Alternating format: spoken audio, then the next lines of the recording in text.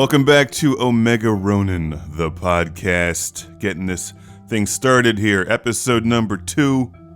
Rocking my second cup of coffee this morning. You know, I always have coffee before I podcast.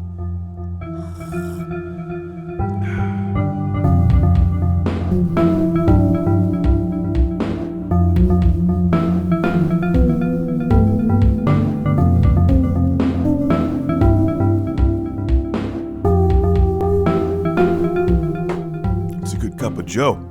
I'm going to be talking today about process, about an art project, and about creating sounds that just form something interesting. I don't view Omega Ronin, the electronic music brand, as a band or even as a music career. It's an art project that just happens to be audio. And this came about as a surprise to me, by the way. Those of you who have followed my stuff for years have seen me dabble in various visual arts, certainly filmmaking.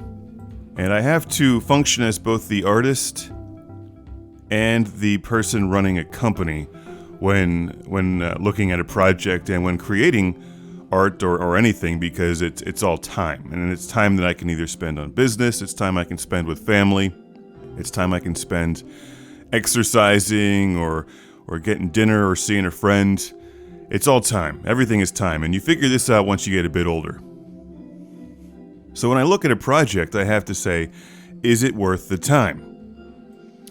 And I'm at the tail end of a year-long project where I tried to use social media as a marketing platform to reach a new audience or gain exposure for products that may or may not have traditionally used social media. And this has been a moving target the whole time. And the whole point was to not pay these companies a penny, but to use their platforms to try to just get followers and get a new following. And after a year, I've decided that it's actually not worth the time.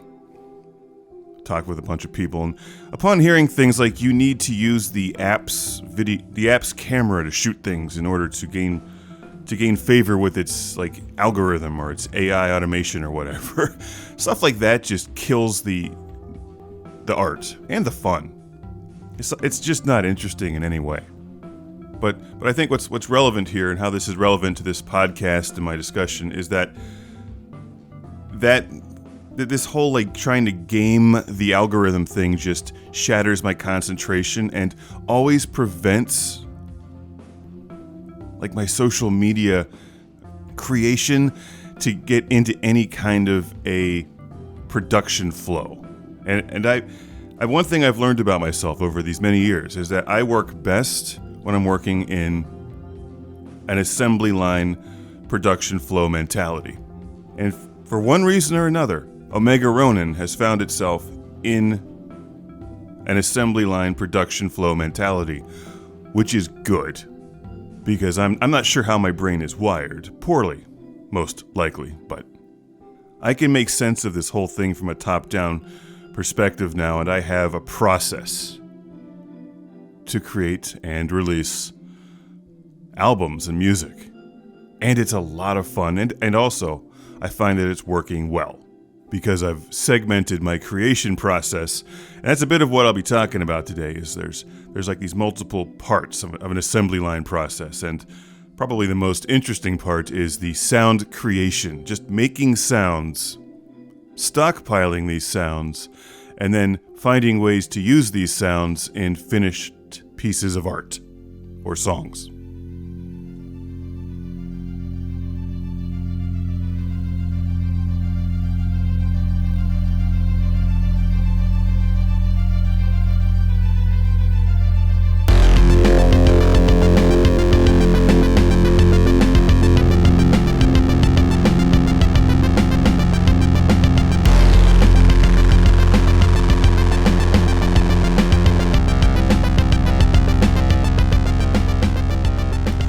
The song playing in the background now is Ranger 32X, and if you listen carefully, you'll hear that filter just distorting and breaking up and adding a unique quality to the song. with the that whole thing that's a filter on the Sonicware Mega Synthesis, which recreates the classic 16-bit Sega Genesis or Mega Drive sound. And I've really gotten into that thing lately for a bunch of reasons, but my point here is that it took a while to discover that sound, and it's not something that I went out seeking. It was a happy accident, and something that just came about as I was playing around with the Mega Synthesis and building tracks and then playing with filters. And I do all of this late at night because I like to just shut off screens at a certain point and do something else to unwind at the end of the day. And what I've been doing for a while now is I just crash in my easy chair, with like the lights off or whatever if everybody else is asleep. I used to be more of an insomniac, but these days I just need to like shut everything down, and it's just hard to do. It would be easier if there was just an off button, like push this button to shut off the brain and go to sleep, but there's not. So it's me with headphones staring at a piece of plastic with buttons, allowing this thing to just speak to me. And I'm trying not to use the terms trying to make a sound, because I'm not trying anything. I'm just playing with this thing and allowing it to just evolve. So it doesn't really matter if it takes, an hour or like 3 days or a month to come up with an interesting sound. What's important is that it's fun, it's relaxing, and it happens. And then I capture it. So this is just like part of the assembly line process. But I think this part of it is key. Back in the day when I was doing the classic game room stuff, this part of it might have been late night video game recording, which is what I did 12, 15 years ago.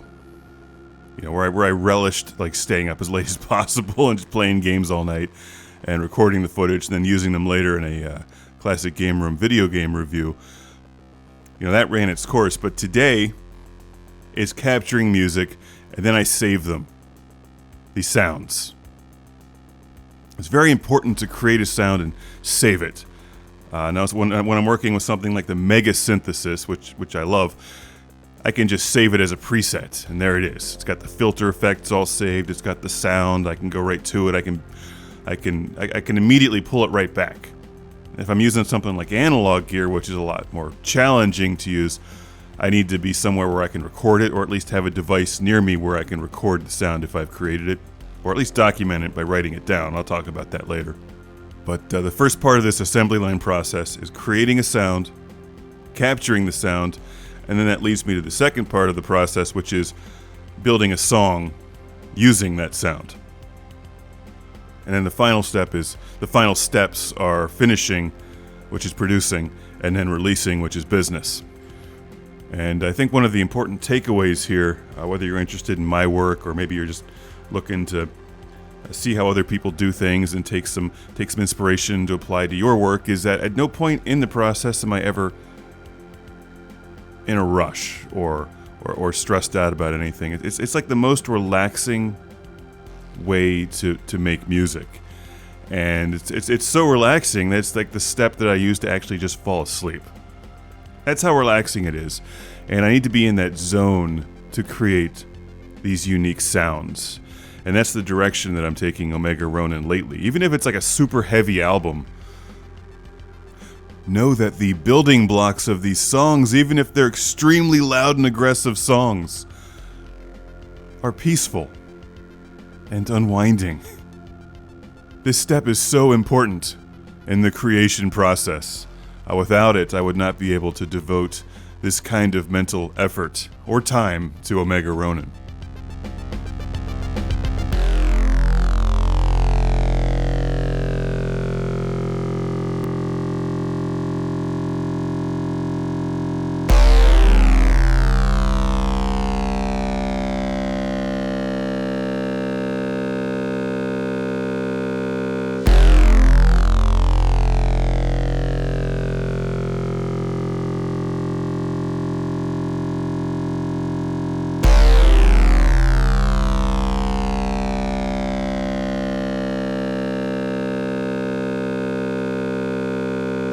There's a lot of intricacies in that song, in that ending, in that in that particular sound. That's all mega synthesis. And one of the things I love about the mega synthesis is that it's just sloppy as hell.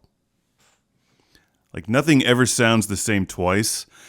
And it's unpredictable, and it like sometimes different sequences will conflict with each other, different sounds will conflict with each other, and you just get this weird mix of distortion and sonic beauty that's like impossible to engineer. So it's like I have to let this thing just guide me when I'm creating something using it. The last album that I released is titled Mega Uniframe Super Hyper Armor, and it's 15 songs using almost entirely the mega synthesis. 99% of that album is mega synthesis.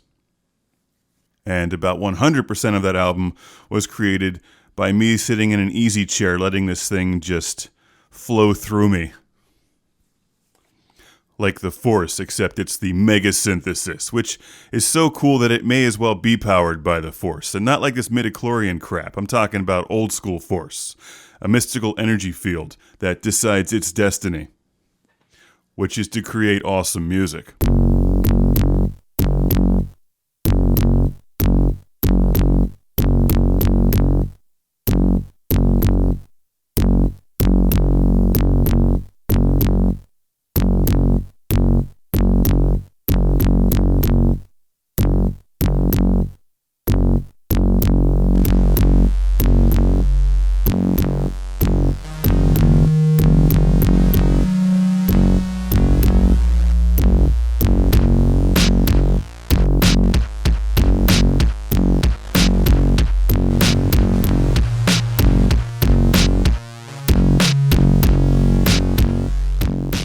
For the next album, I wanted to create something much heavier and much darker.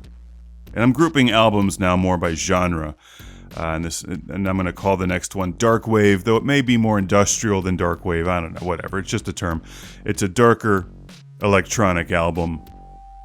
And my late night recording sessions shifted onto the Roland Gaia 2 synthesizer, which is a very interesting synthesizer. Now, I don't have a title for the next album yet. Actually, I do. I'm just not releasing it yet. So it should be out about a week from this podcast, and I'm going to hold back on playing songs from it to save those for next week's podcast where I'm going to talk about them. But I will play you some sounds that I recorded for this thing.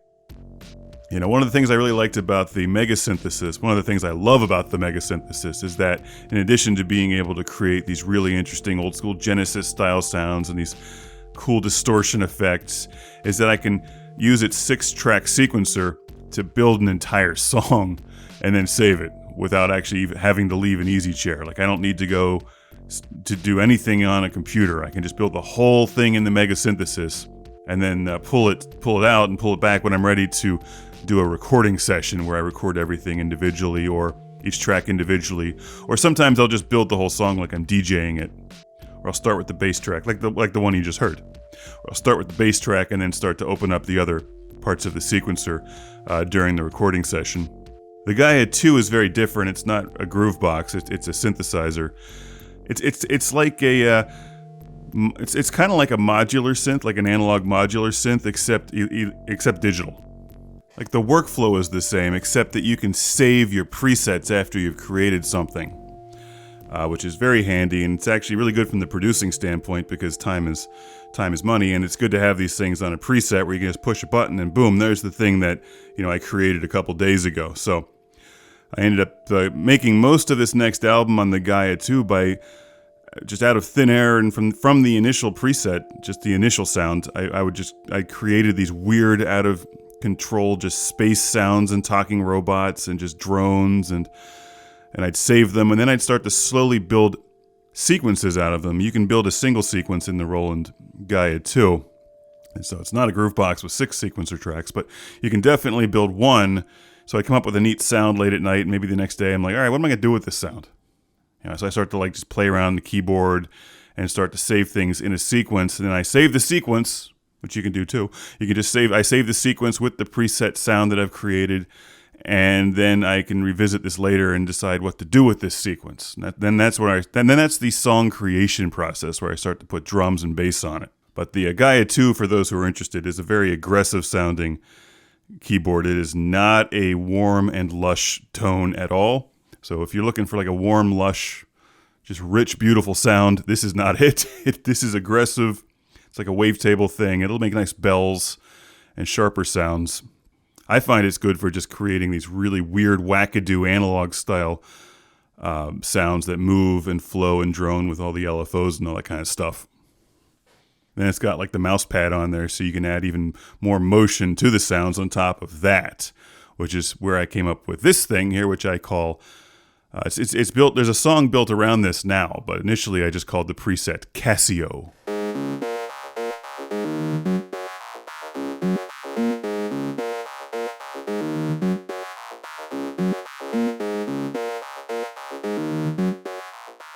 There. Now, when you hear the finished song, you'll recognize that right away. The rest of the song comes thundering in immediately afterwards, and it's not a very dark song, which is why I placed it, at least tentatively, as I'm looking at the release now, I'm finishing it. It's tentatively placed right in the middle of the album, because like the first 4 songs are just very heavy, and they're dark and kind of brooding, and then it's like after about 4 of those, maybe 5 songs like that, it's time to shift gears and liven things up for at least one track until things start to get serious again. So, but that's where that one song came from, is just this really Casio inspired, like remember the old Casio? I love the old Casio keyboards. Like I had one when I was a kid. It must have inspired me more than I thought it did.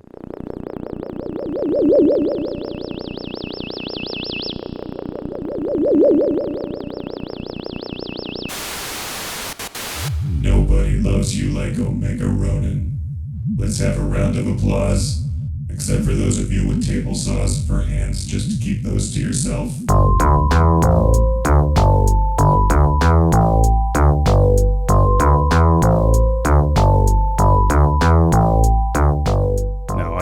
Now, after this podcast, I have to go and immediately manage a warehouse and a shipping operation. So I don't get to do this full time. I don't get to like be Mr. synthwave rock star here. I've actually got like a real job. But I love that there's some way that this Omega Ronin stuff has fit into my life. And then because of the real job that I do, I'm able to leverage some of that and then use it in a professional capacity. And that's living the dream. When I can plug in the keyboard on Sunday afternoon, just hanging out on my couch and crack a beer and know that not only am I having fun, but I'm also working in a productive fashion. That's a great feeling. So thanks to those of you who have listened this far into the podcast. If you're still listening now, you're obviously engaged. So thank you. You know what? One of the things I really love about producing music is it kind of combines the best of my classic game room experience with my print media experience. I made a lot of books. It has the immediacy of classic game room, where it doesn't take that long to make something, and then I can release it, and then I get immediate feedback, and it's like an immediate return. Even if that return is like fractions of pennies, it's a visible return. Print takes much longer to make. It takes a long time to write a book and then release it, and by the time it's released, maybe the whole world's changed, or maybe you discover that, maybe I discover, and this has happened before, that the idea wasn't all that great to begin with, or I didn't really present it in the right way. But when it does work, it works well, and then it has a longer lifespan. So I love that about music, where it has an immediacy upon release, but then a longer lifespan. So if someone discovers something, and then they go and like listen to the whole catalog.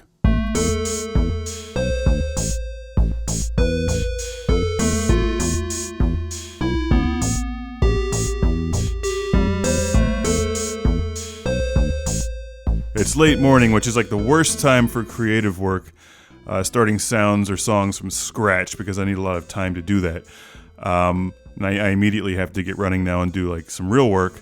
But what I can show you is I'm going to play you some of the actual sounds used in creating the next Omega Ronin album that you're going to hear in the next podcast. So you might want to reference these after you've heard the final songs. I think it's pretty interesting to see where these songs came from, and they came from these sounds and these sequences. I'll start by playing you the initial tone, and then I'm scrolling through some of the different presets that I created. So Here's the initial tone, followed by some pretty cool sounds from the Gaia 2 used in an upcoming Omega Ronin album.